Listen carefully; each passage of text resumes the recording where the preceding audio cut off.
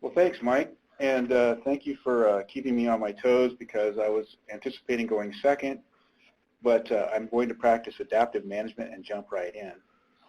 So, hi everybody. I think I'm looking at all the names on here. I see a lot of names that I recognize.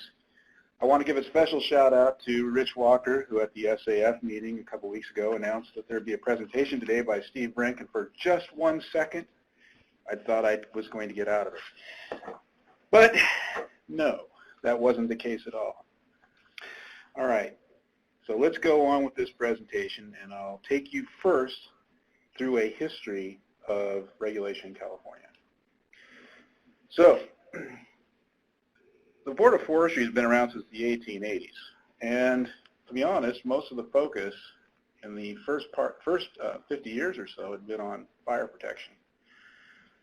But around 1943, the first modern Forest Practice Act came into being. And as I said, most of the prior focus has been on fire. To give you some historical perspective, at the time of that first Forest Practice Act, there were 878 sawmills in the state and 800 timber operators. And I don't know what the exact number is now, but obviously we're down to like less than 3 dozen sawmills at this point. So quite a bit different. Myself, I can remember dozens of mills in the Humboldt County area. So this first Forest Practice Act resulted in really changing the department a little bit. 8 foresters were assigned to headquarters and in the field, policing private forest practices in state forest management and in regulating brushland range improvement burning. These were the first in the division to be employed exclusively for technical forestry work. Prior to that time, C.R. Clark, Fred Dunnell, John Callahan, and future state foresters Francis H. Raymond and Louis A. Moran held the title of forest technician, but had worked primarily in fire protection, engineering, special studies, and administration. So in other words, none of those individuals had worked in terms of forest practice enforcement, mainly in terms of studies. And as we know, Mr. Clark wrote the first fire plan in 1940, which set the tone for fire protection in the state of California. And this is the guy that made the first Forest Practice Act happen. And I love this picture of Emmanuel. Captures him just the way I remember him, especially the cigar. Quite a guy. If you never got a chance to meet him, more's the pity, because he was quite an interesting man, very intellectual, really understood redwoods well, but he was adamant that a Forest Practice Act was needed in order to control unregulated logging. And as I said, with 878 sawmills to feed, there's quite a bit of logging going on, much of it under the radar until after the fact.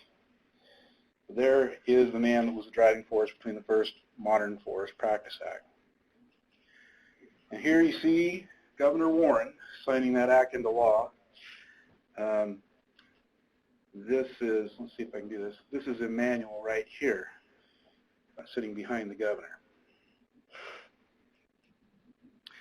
So back in the days, this is not actually the 43 Forest Practice Act. It's actually the one from the early 60s. Couldn't get a copy of the one, but they're similar. And if you look at it real close, you'll see that the main focus here is on leaf trees. 8 seed trees, 18 inches DBH. In fact, most of the focus was on protecting the regeneration. That's what Emmanuel was most concerned with, cut and run practices. So it was about having seed source and making sure there was something there to reseed the area and leave it preserved for the future. As a matter of fact, there was a point in the Forest Practice Act where you didn't need a permit if you were going to leave trees under 18 inches. You only needed a permit if you were going to cut trees under 18 inches.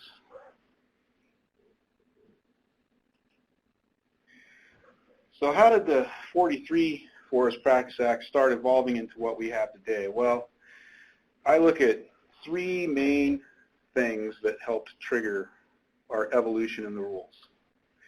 The 55 flood, 64 flood, and the discovery of the tallest tree, in 1963.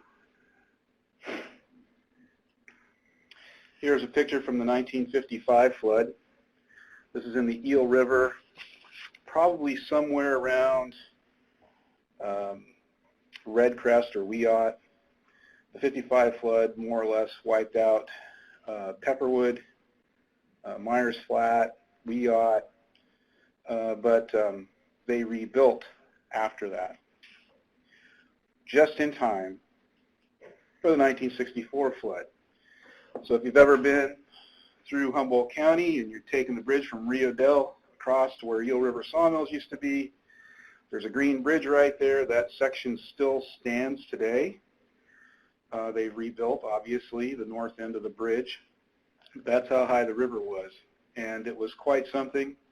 Both these floods occurred in this almost the exact time period, the week before Christmas. Both were similar in that they had snowstorms that were followed by extremely monsoonal and warm rains that followed afterwards, which caused a large amount of water to come down at once. And what this did was trigger public awareness of forest management, because in the case of both floods, trees in the Rockefeller Forest and along the Avenue of the Giants were threatened. In fact, quite a few trees were lost in Bull Creek Flat and the Rockefeller Forest as a result of these floods. And it made people aware of the potential damage to the environment that could result and the need to do management.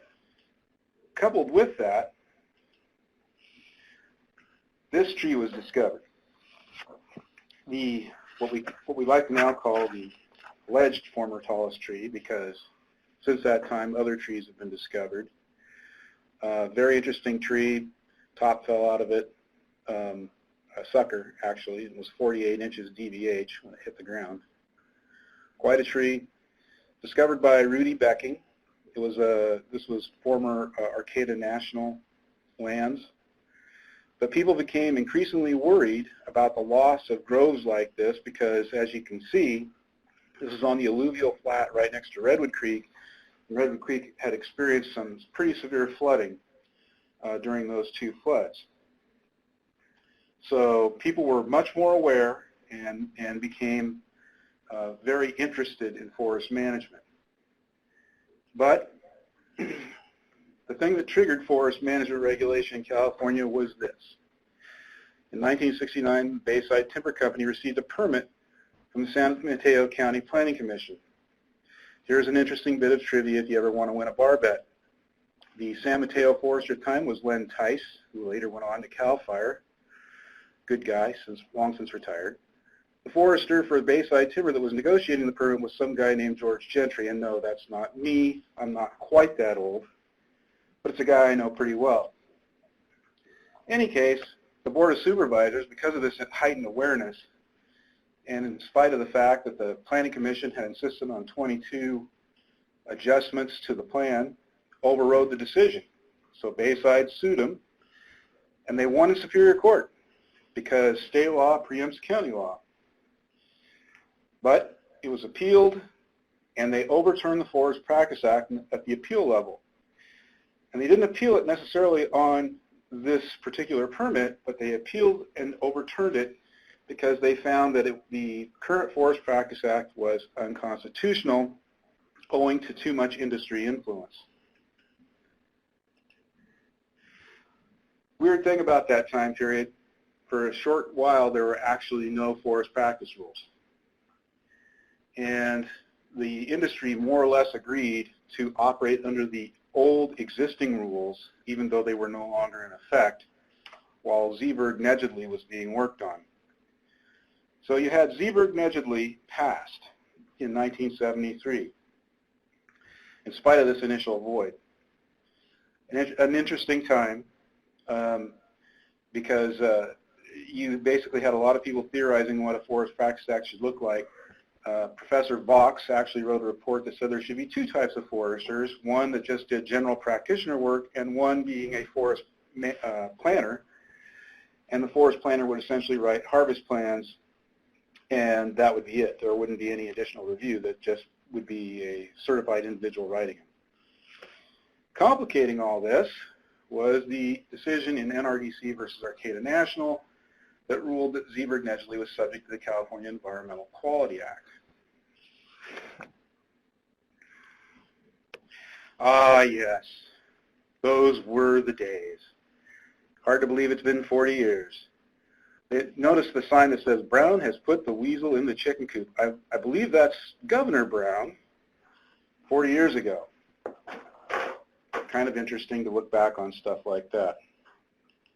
And speaking of Governor Brown, here he is visiting the Board of Forestry. I can't get the arrow to do it, but you see him right here in the middle. Immediately to our right of Governor Brown, you see, thank you, you see Mr. Nakai, another great guy. He passed away a few years ago, but he told me the stories of how they had to scramble to come up with the forest practice rules and how many late nights they had just sitting around till like 9, 10 o'clock at night eating hamburgers and chicken, trying to hammer out rules so that there'd be something in place. They did a very good job. They put together the basic rules and procedures that, even though we've elaborated on and changed and modified, actually still exist today. But how could they do that so fast? When you look at our regulatory process, it's hard to believe they could put an entire thing in place inside of a couple of years. Well, the Administrative Procedure Act in 1979 came along.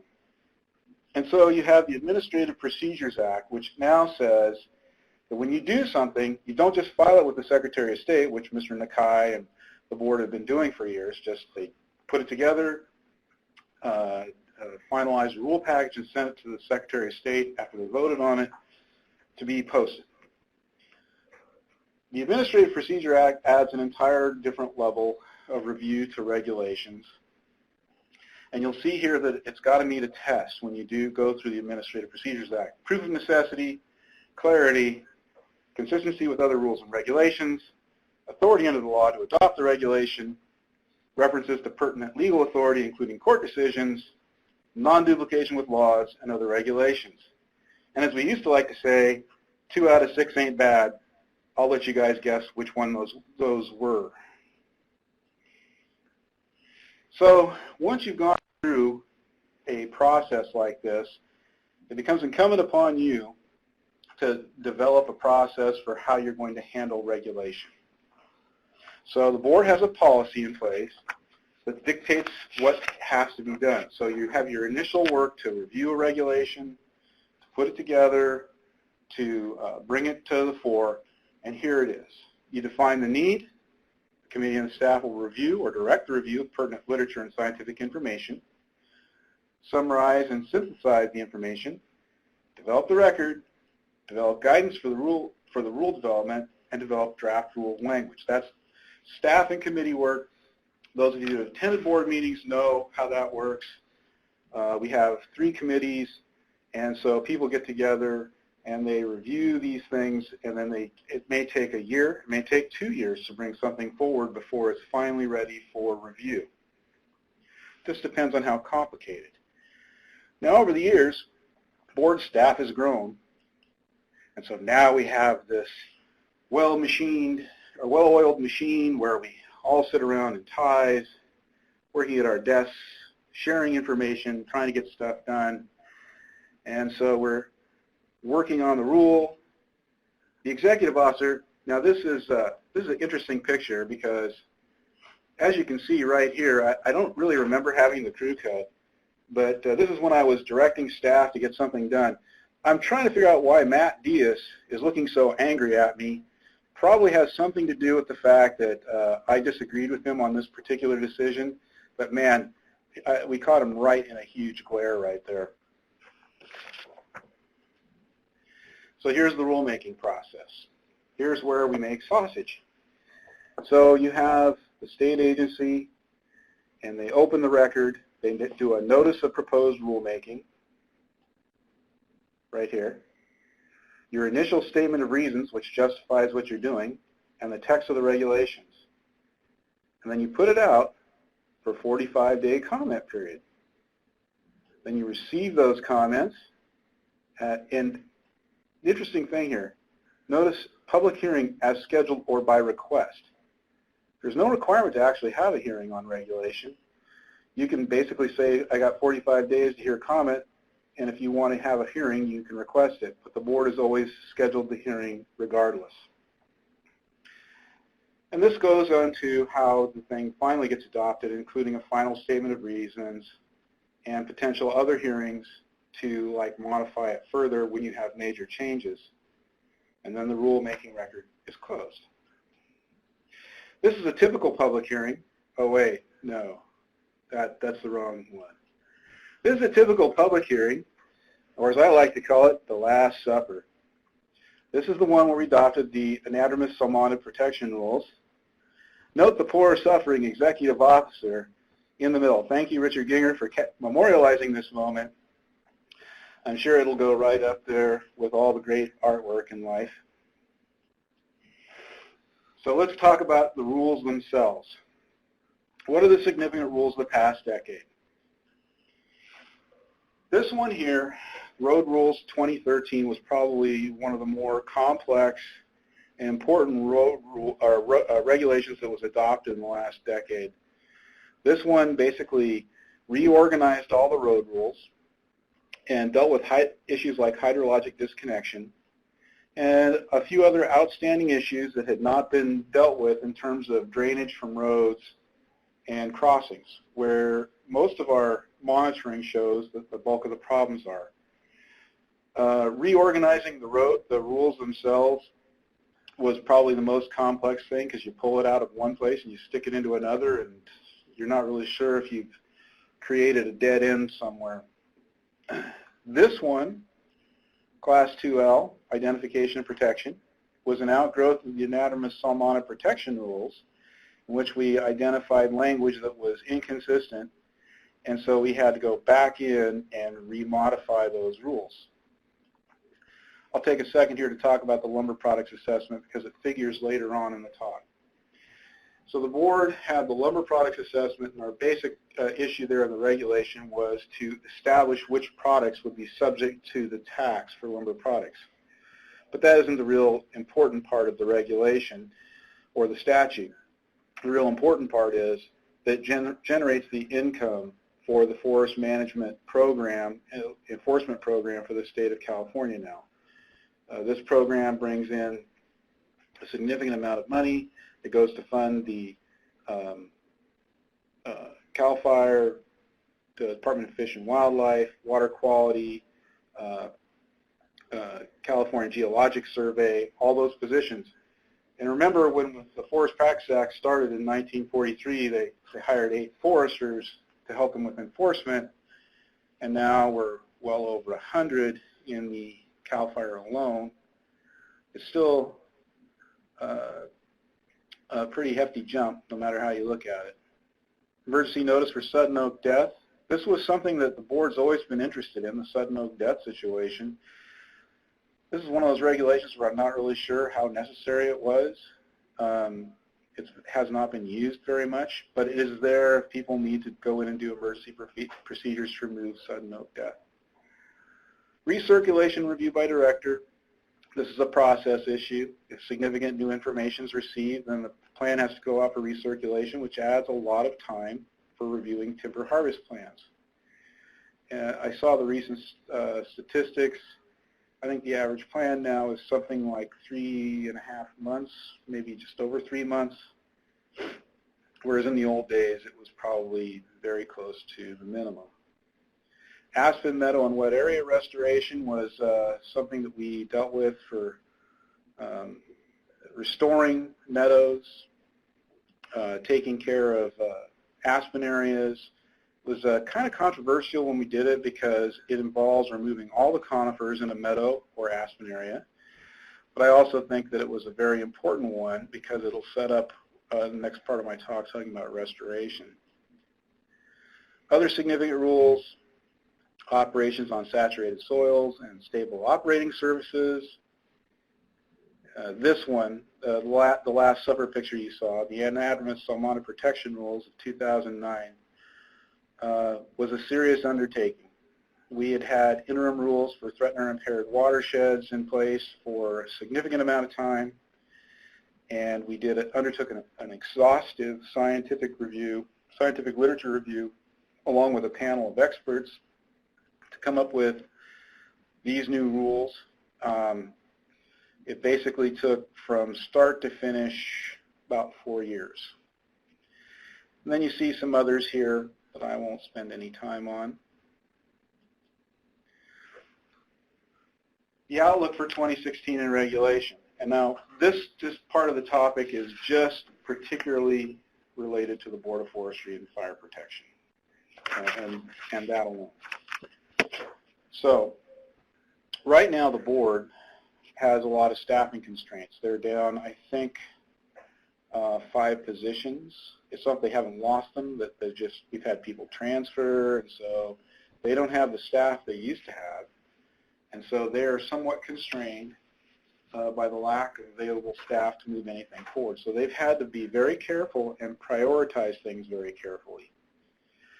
You have issues related to drought mortality. In the last couple of years, the board's adopted various emergency regulations to allow for removal of drought-killed trees, and that will continue to be a problem over the coming years. They may have to adopt additional regulations to deal with some of this issue. Another issue that's a priority for the board is alignment of rules with Fish and Wildlife Service criteria. This in particular talks to the northern spotted owl. The RPF LTO responsibility issue, which has been perking along now for 1.5 years. Basically, it has to do with the LTO ends up bearing most, if not all, the responsibility for the implementation of the plan. And there's a feeling that the RPF should be sharing in some of that responsibility.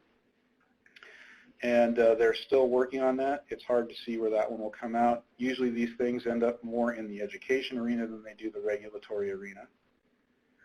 Emergency harvest, this is an outgrowth of the Bulls Fire and weed, in which, large portion of the town of Weed was wiped out. And then in a strange twist, they were basically given a pass on all their cleanup regulations from Cal Recycle, and so they were clearing up the burned out houses, but they were stymied in terms of some of the tree removal because of our regulations. So the board initiated 1 year ago an emergency guidelines handbook. This is not necessarily regulation, but it gives the board guidelines on what to do in terms of an emergency situation. Timberland conversion is always a huge issue. The board, of course, has a policy that says no unnecessary timberland conversion, in particular those that are zone TPZ. But the process itself is so convoluted and so illogical that you can get people tied up in the process over really small things that make no sense. And I'm not going to go into detail on this. If you're interested, go to the board's website and look up their documents on this. The example there is a pretty good example of how bureaucracy can't get out of its own way sometimes. And lastly, on this list, I have experimental populations. This one's a very interesting one in that NOAA Fisheries wants to reintroduce endangered salmon runs into areas above Shasta Lake. And so if you do that, the concern there is, does that then make those areas subject to anatomist salmonid protection rules? And the short answer is no, it doesn't, because this ASP rules, as we call them, are tied specifically to areas below dams that attenuate sediment. But we're trying to work with the board on clarifying language so that everybody's clear that if fish are reintroduced above Shasta, that it is not something that is subject to increased regulatory constraints. So what are the major priorities in terms of, oh, I see. So I'm using too many acronyms. So LTO is licensed timber operator. RPF is registered professional forester. NOAA is National Oceanographic something, something, something. Anyway, I'll try and avoid the acronyms from here on out. Major forest management priorities. Oak woodlands. This is a big one for particularly areas in Trinity and Humboldt County. It's similar to the aspen rule that we just talked about. Here you have areas that historically had burning, and typically Native Americans burned a lot of the areas in the hills above Eureka and the Neeland area. And this avoided having Doug fir encroachment into those oak woodland areas. Now we have areas that have been more or less completely taken over by conifer, but they're actually oak woodlands, and those oak woodlands are critical to the species depending on them, mainly focusing on white and black oak, of course. But there are some incongruities in the law that make it difficult to remove the conifer and just leave it as an oak woodland. Primarily that if you do any kind of a harvest, you're going to have to restock it, which of course would defeat the whole purpose. So the board's working on trying to come up with regulations that will allow landowners to restore these oak woodland habitats that are now being taken over and add these back into the mix for species. So it's very similar to the aspen rule, a little bit of a nuance, a little bit of a different take on it. We'll see how that goes. Stocking levels, on the other hand, are going to be a very interesting discussion in the coming year. Legislation was passed a couple of years ago that allowed the board the flexibility to change point count in terms of restocking. In other words, how many seedlings per acre are necessary for an area to be restocked. So as we all know, generally speaking, it's about a 300 point count or 300 seedlings per acre. So in the era of climate change, is that really necessary? And remember that that 300 point count goes back to the Howard Nakai days back in the 70s, when seedling survival rates might be 50-60% instead of what we have now, which is, twice that. I mean, we're basically in the 90s on a lot of these. And is that stocking level really what we need when we already have so many places that are overdense? So that'll be looked at. The second thing is that a companion piece of legislation was passed the following year at the request of the Board of Forestry and Fire Protection that had to do with changing the basal area retention standards. And it was hoped that with more flexibility in the basal area retention standards coupled with the point count, that maybe the board could utilize both those to go back to the oak woodlands issue and be able to deal with replanting, restocking those areas in a different way by simply allowing more flexibility down here. That's an important issue with all the things that we've seen with fire dangers, with density, with mortality, etc. And then right here, this is an issue that's kind of interesting, especially in light of all the bureaucracy that I laid out for you at the beginning, Working Forest Management Plan. So we're going to use this as an example of how the regulatory process can work and not work. So law is passed, and you have a statute in front of you. And it says, board, you're going to come up with a working forest management plan. You'll have it in place by January 1st, 2016. And you hold a lot of meetings. And here's the important part. You have to get at the statutory intent of the language. So the only thing you can do is look at what the plain meaning of the statute is, and you can't draw inferences from it. You just basically have to look at that. So the board, committee, and staff worked very closely with the author's office to try and come up with what the intent was behind the Working Forest Management Plan.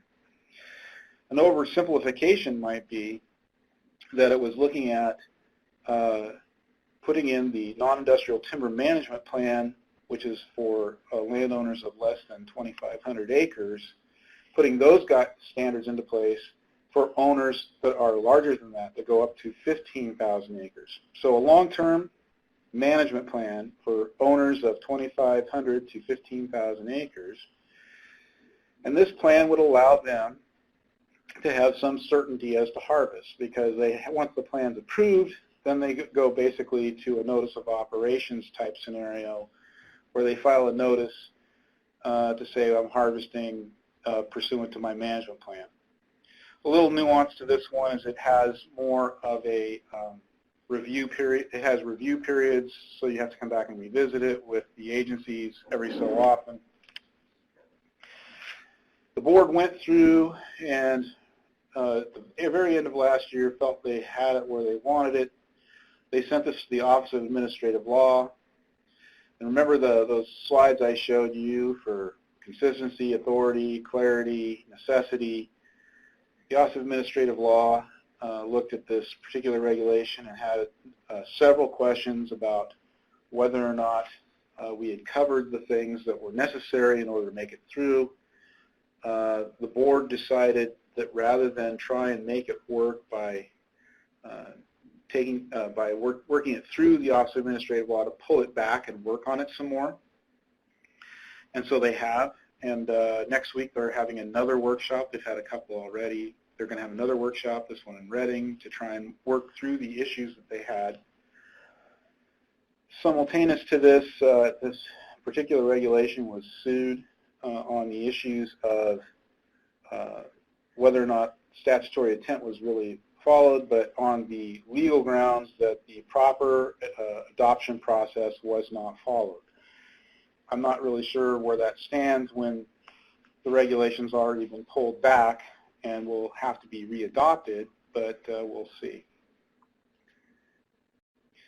Well, this is the real issue that we face in terms of forest management these days. This is, of course, down in the Fresno Kings unit.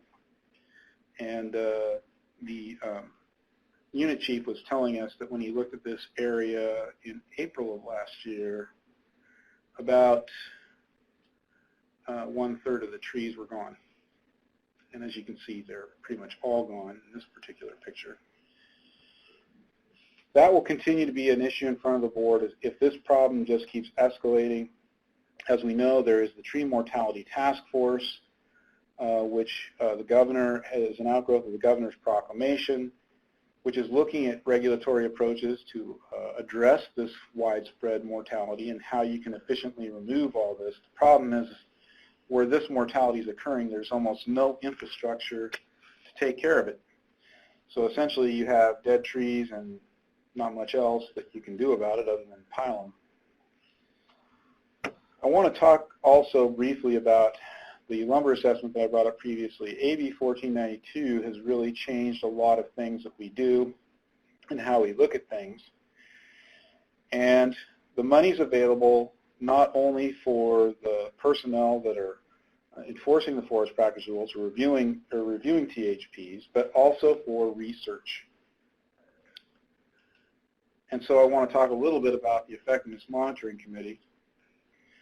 The Effectiveness Monitoring Committee is a committee of the board, and it is a collaborative, transparent, and science-based monitoring effort and process-based understanding of the effectiveness of the California Forest Practice Rules and other forestry-related laws and regulations on maintaining or enhancing water quality, aquatic habitat, and wildlife habitats.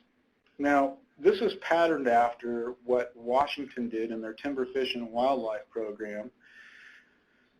Main difference being that timber, fish, and wildlife was incredibly well funded from the get-go, and they have a lot of subgroups that deal with a lot of their issues, and it's been a very effective way of testing the effectiveness of the rules.